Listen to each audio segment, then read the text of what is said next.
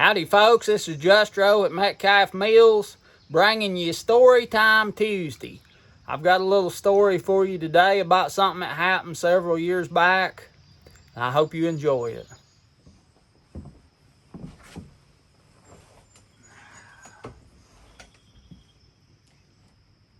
Folks, today I'm going to tell you about for Story Time Tuesday in 2007.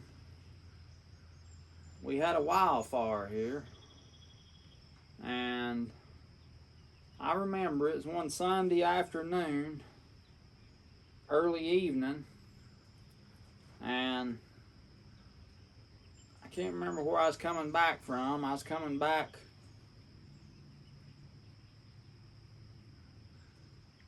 from somewhere, coming up several miles down the road, and I could see back in the distance some smoke bellowing up. And I thought, boy, I hope that ain't close to the house. And we kept coming on up Paint Fork, and we got on up here, and I seen it was pretty close to the house. And we run on up here, and one of our neighbors down the road was burning something, and we've got this old grass around here. It's called miscanthus, I think is the proper name for it. But no,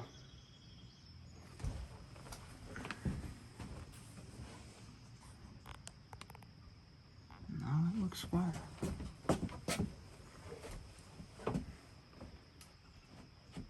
But this old grass in the fall of the year, when this stuff dies, it's just like kindling. It's got a bunch of stems coming out of the mound of it, and they get dry, and the tops of it and the kind of the blades of it, it's just like kindling or something. It just burns so hot and so fast. And the neighbor down the road, he had let his whatever he's burning get out in this field, and it just took off. And it was in March. It was on the 7th day of March in 2007. And when that stuff got in that field of that old dead grass, it just took off. That wind blowing a little bit, it just took off like a bullet coming up the mountain. And when I got here, it was about halfway between him and us. And Dad was down. I'd called him on the phone, I think, and asked him about it. And they'd seen the smoke down the road, and he'd went down the road. And down at the little church here between us and our neighbor, I'll tell you more about that later on. Dad was down there, and that fire was coming around through the woods, and there was one fireman there kind of raking and trying to keep it from coming towards the church house. And we seen that it was going to go around. It got in that little holler, which was down low next to the creek and kind of damp there, and it didn't do much around through there. But I come on up and got my four-wheeler, and I went up the mountain, and my grandpa's cabin is up there, and my dad's had a camper trailer up there, and I ran up there as fast as I could with a rake, and my neighbors up the road, they was down on their four-wheeler, and we rode around and up the ridge between us and where the fire was, and got up on that ridge. And I remember that fire coming up beside that mountain, up that holler. It sounded like a train or something coming up through there. It was just whoo, whoo, whoo. That wind was just that March wind was whipping it up through there. And when it got to the top of that ridge where we was at, I remember before it ever got to the top of the ridge, it was burning on the other side of the ridge, on our side of the ridge. Because what happened when that wind and that big fire was just a swirling and a whirling, it carried them leaves and stuff through the air, burning, and dropped them down on the other side of the ridge, and it started burning in our woods before it ever crossed the ridge. And we turned around and took off down through there off the ridge, and I got down there and I raked around Daddy's camper trailer, and I run down a little ways there to rake around my grandpa's cabin, and by then that fire had already got over there to it.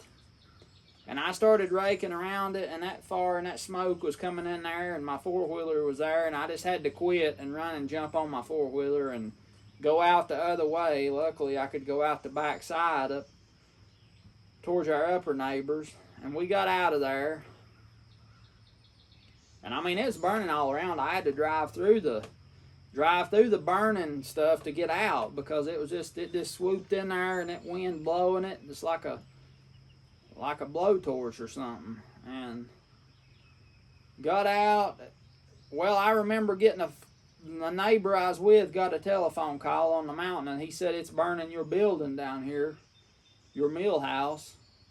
So I took off then for sure and come all the way back down the round, and by the time I got down here, the fireman that was here had got it off my mill house, my building out there where I took you and showed you that first mill I built. That's the building it was in, and it would have burned up if they hadn't have saved it, but they got the fire saved. On the back side of that, the back end of that building was open, because that was where I brought my power in to run the mill, that tractor and stuff. So it was open, and I'd put me up a tarpaulin. I put up a tarpaulin across the end to keep it covered and keep the rain out. Well, that's how close it come to burning my building up. It had burnt that tarpaulin off. The tarpaulin was burned off and gone, but the building was not burnt down. So that's how close it come to burning up my mill house, my corn crib, a lot of my old stuff. And come back down to the house, and it burned just all the way down in the woods, right around the house here, right at the edge of the yard. It burned all the way down. And it kept moving across our land and went across the other ridge and started on our neighbors up there above us that I was talking about. And I went up there and tried to help them to keep it from burning their stuff up. And we raked and chainsawed and working in that fire and that smoke. I burnt my lungs somehow, and it's for 3 or 4 days. I couldn't sleep, I couldn't do nothing. My lungs just felt like it was going to explode or bust or something, and it was just miserable. And all that ash and all that hot smoke and nasty stuff, it was just awful. But I went and helped them as best I could to keep it from burning their stuff up. And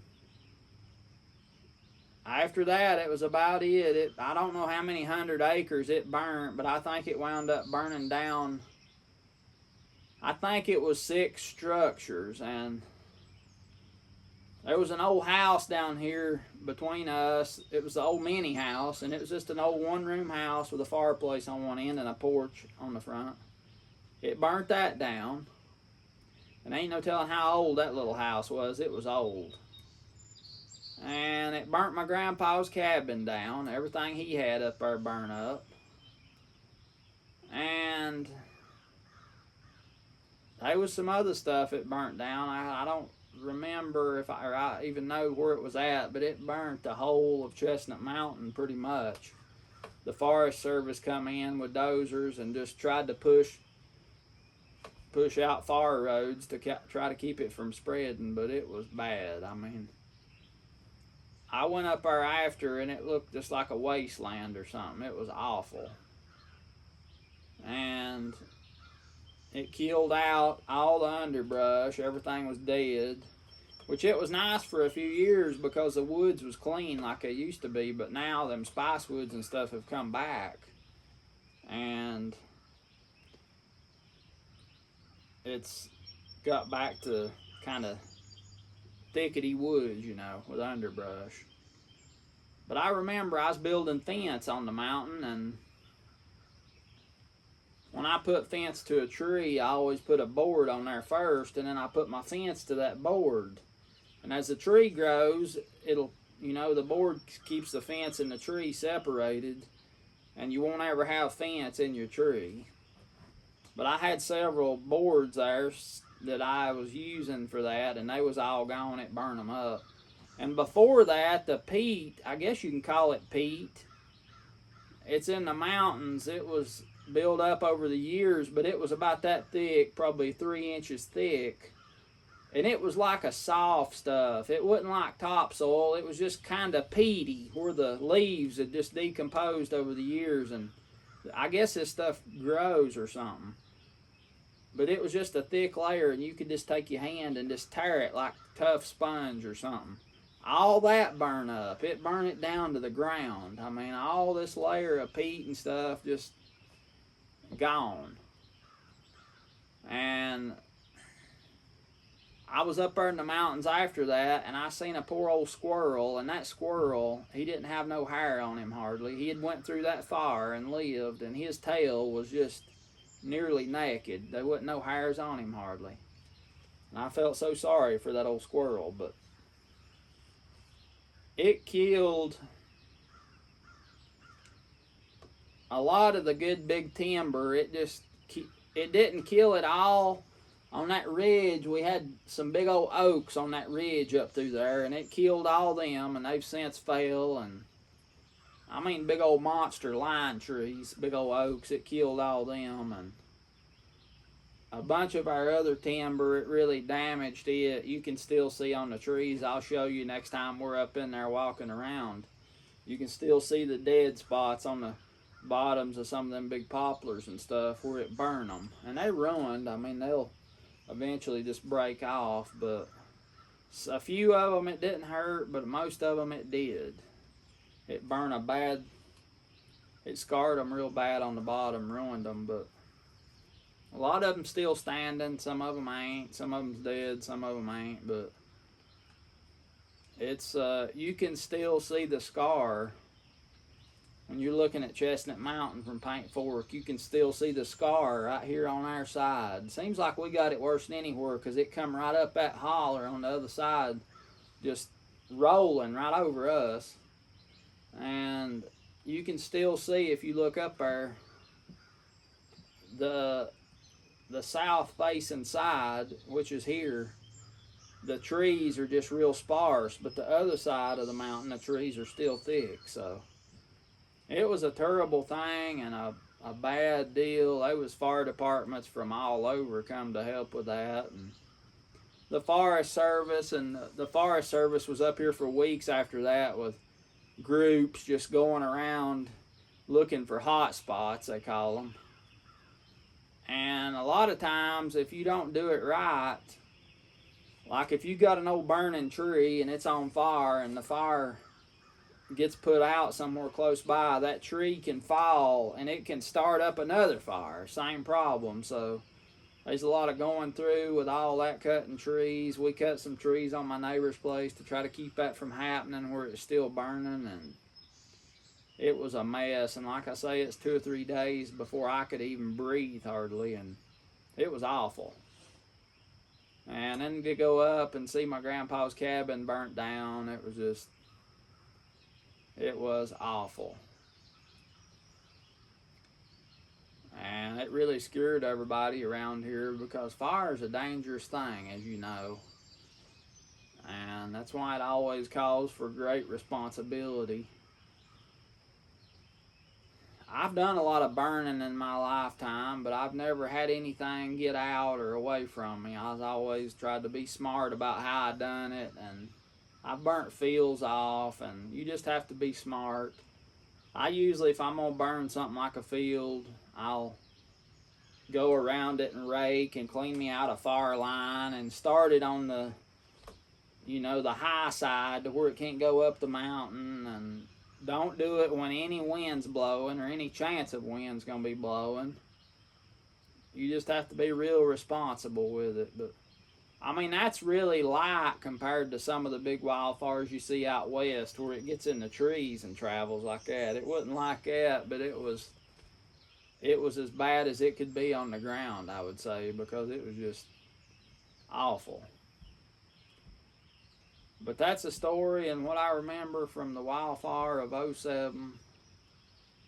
And now, anytime that I'm somewhere and I see a big smoke coming up, I get that sick feeling because I've been through that. I know how it is, and it is not no kind of fun. It's awful. Folks, I hope you enjoyed this Story Time Tuesday. It was set to go out yesterday at 5 o'clock, but it got held back because of some things I mentioned about what day it was yesterday at the end of the video. They wouldn't let it go out, so I had to go back and edit that and take some stuff off of it. So, hope you enjoyed it.